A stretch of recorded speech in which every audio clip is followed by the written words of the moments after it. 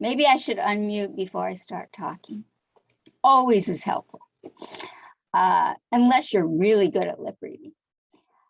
So one of the exciting things I think about these quarterly meetings this year has been that we've been able to keep a set of really good themes going throughout the year. For example, you just heard today about how the mission and vision statement started last August, and now it's continuing, and it hopefully will be finished by this August, which is not very long actually for developing a mission and vision statement. And then all year long, we've had work about cultivating genius with Dr. Muhammad and how that's all connected from one quarterly meeting to the other. So I think it's just great that the planning team has been able to plan for all these themes and make sure that we touch on them each time.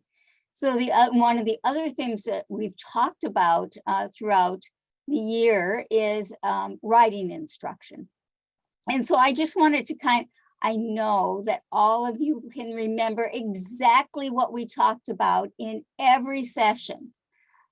Well, maybe just Annie can remember that, but we have a remembrance of this. We focused on writing instruction this year, but I wanted to take you kind of through that so that you can kind of see what we've done in terms of writing instruction. So in August last year, we had a call to action to focus more on writing instruction because it was one of those things that people said, oh, I'm going to look at it next year.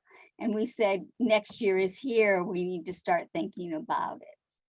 And then at the October quarterly meeting, Dr. Duke and Dr. Wright really talked about how writing is in the essentials. It's more than just essential 6. It's, in essential 1, where students see themselves as successful writers. It's in the phonics area where you're writing words according to patterns. All those different places where writing is in the essentials. They talked about how writing is critical for learning and equity, both in school and outside of school, and how really we still have a need for good writing instruction because the assessment scores are not where we would like them to be. Also in October, we heard from our colleagues, 4 of our colleagues, about how they were using the observation tool that we developed to examine what's going on in schools. We remember that this is a good starting point to kind of go into classrooms and observe what kinds of writing activities are going on. And most of these people said there was more writing activities than we thought. And some of the results were that if you're going in to observe and you're using a tool, please remember to explain the process with teachers, that whole idea of communicating what you're doing with teachers. And that they really appreciated the fact that the observation tool was aligned with the essentials. And I think that Sherry especially talked about how it resulted in immediate changes in writing instruction, like just going over some of the things that you observed kind of triggered teachers to think, oh, I could do this, or I could do this, or I could change this. And so just the value of that observation tool that some of you might want to return to in the fall. And then in the December quarterly, we read about A Better Path to Writing by Steve Graham and Karen Harris. And some of the takeaways from that group was that this article really helps establish the impact of writing on reading comprehension. People really appreciated reading the pieces about the differences between teacher and peer feedback. And we also talked about the importance with any article, but in this article, of maybe picking the parts to talk about that really connect with teachers' needs and interests. So just kind of a general thing for article studies, that find an article that meets teachers' needs, but maybe only focus on parts of that article. Maybe it's not the whole article that you're focusing on during your discussion. So in December, we had that article discussion, and then we followed it with another group of your colleagues talking about how they were coaching about writing instruction. And so you got to hear from 5 people in this area. And some of their key ideas were that effective coaching can be done at the school grade level or with individuals in terms of writing instruction. They talked about maybe starting with a small focus because so many teachers do not feel as confident teaching writing as they do teaching reading. And that students are motivated when given authentic purposes and audience for their pieces. Were some of the ideas that the coaches brought out from when they were working with teachers and students, and certainly in line with essential number 1. So that was December. Then in March, we had a presentation by Dr. Philippakos, and we held conversations about that presentation, really focusing on how many of the ideas that she talked about related to genre development fits in with the bullets of 3 and 4 of Essential 6. And at that time, then we talked to you about sending everybody this book by Philippakos and MacArthur called Developing Strategic Young Writers Through Genre Instruction. Many of you said, oh, she talks fast, and we wanted a little bit more definition and a little bit more of her resources. You got her slides, so and there were some resources there, but this is the entire book. And we said that we would get it, but as we were looking through the book, we really saw this as an opportunity to improve our skills in examining literacy materials. Many of you remember at an advanced institute several years ago that we looked at curriculum and we examined curriculum in terms of how it aligned with the research and how it aligned with essentials and how it aligned with other materials that you're using in your school.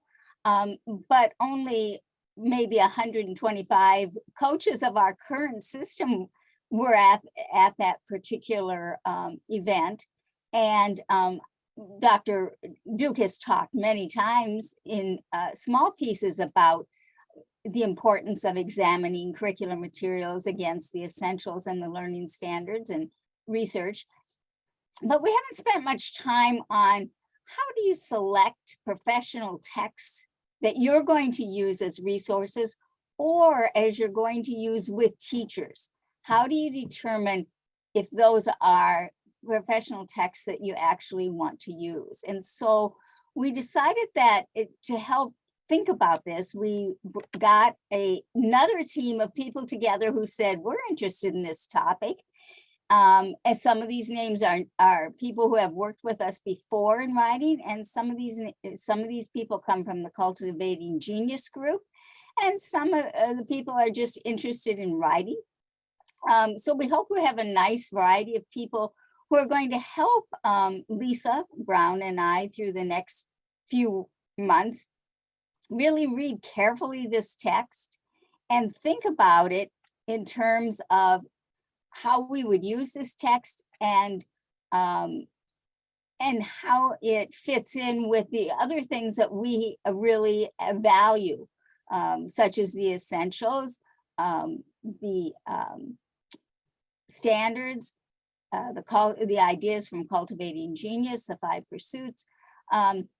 And so in August, then our goal is that each of you as a coach will receive a copy of the book, and the team will share the results of our examining this particular book. You know, so maybe the team will find something. We know there's great connections to Essential 6, that it's really good at bullets 3 and 4 of Essential 6, or parts of those bullets. You know, and we want to see what else is there and what might, how we might supplement it if you were going to use this text with teachers as you coach.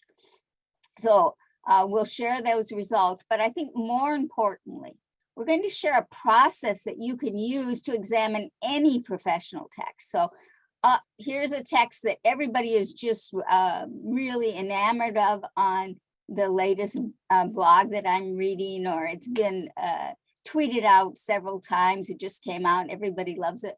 What is it? You know, if I get this text, should I run a book study with teachers about it? And why? Or should I just use it with certain teachers that I'm coaching right now, or certain pieces of it? So we want to share a process that you can use to examine those texts so that you really are choosing texts that fit in with our mission and vision, and with the things that we've been that we value as part of the network.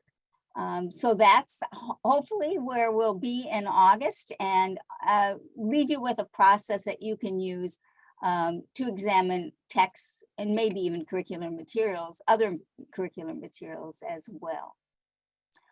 So I just wanted to give you that update, and just another part of examining writing instruction is, of course, to examine all of the materials that are out there to help us coach about writing instruction.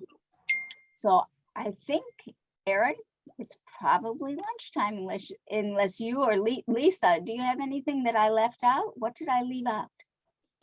You were so thorough, Susan. Thank you for sharing the connection to where we've been and where we want to head, and just clarifying how we plan to just try this out with this particular book so that we can be able to make connections for the network as we read this book together, but also leave with a plan for thinking about the essentials as we the essentials equity as we look to other resources. And I think it's so pertinent just by scrolling through the chat.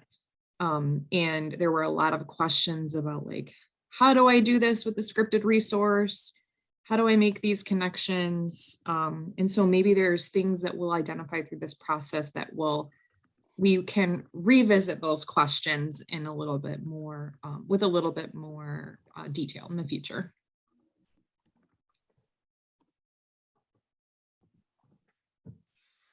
Awesome. So thanks in advance to that team that's gathering with Susan and Lisa to kind of go forward for us and drive that path, that pathway for us, and then bring us along in August. And here, as we move to break, we have an email that's going out to coordinators with more information about August 9th through 11th.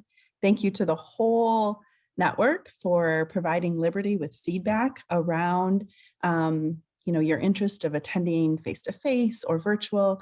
Both of those options are secured, so people will be able to attend either face-to-face, like in Traverse City, or virtual. We've got the registration even all set up, and we're sending all that information to coordinators, and then that's going to be coming out soon. So just want to give you that little update too, and thank you for the data that you provided us to make those decisions. All right, it is lunchtime. We're coming and starting right at 12:30. With Dr. Nelduke. So feel free to just, mute this Zoom screen if that's what you choose. Otherwise, we'll see you back at 12:30. Enjoy lunch.